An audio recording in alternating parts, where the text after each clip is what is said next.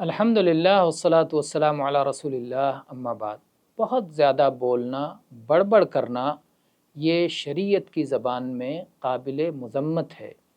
چنانچہ جابر بن عبداللہ رضی اللہ عنہما روایت کرتے ہیں کہ اللہ کے رسول صلی اللہ علیہ وآلہ وسلم نے ارشاد فرمایا، ان من احبکم الی واقربکم منی مجلسا یوم القیامہ احاسنکم اخلاقا وَإِنَّ أَبْغَضَكُمْ إِلَيَّ وَأَبْعَدَكُمْ مِنِّي مَجْلِسًا يَوْمَ الْقِيَامَةِ الثَّرْثَارُونَ وَالْمُتَشَدِّقُونَ وَالْمُتَفَيْهِقُونَ قالوا یا رسول اللہ قد علمنا الثَّرْثَارُونَ وَالْمُتَشَدِّقُونَ فَمَا الْمُتَفَيْهِقُونَ قال الْمُتَكَبِّرُونَ۔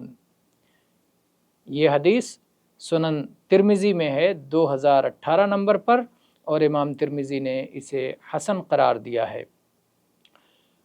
اللہ کے نبی نے فرمایا کہ تم میں سے میرے نزدیک زیادہ محبوب شخص اور قیامت کے دن میری نشست سے قریب نشست پانے والا وہ شخص ہوگا جو حسن اخلاق میں بڑھا ہوا ہوگا، اور سب سے زیادہ ناپسندیدہ اور قیامت کے دن میری مجلس سے دور وہ شخص ہوگا جو بہت زیادہ بڑبڑ کرنے والا اور چبا چبا کے بولنے والا ہوگا اور تکبر کرنے والا ہوگا۔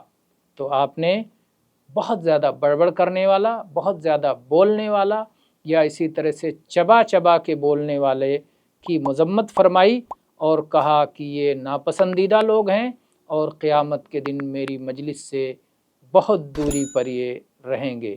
واللہ تعالی عالم والحمد للہ رب العالمین۔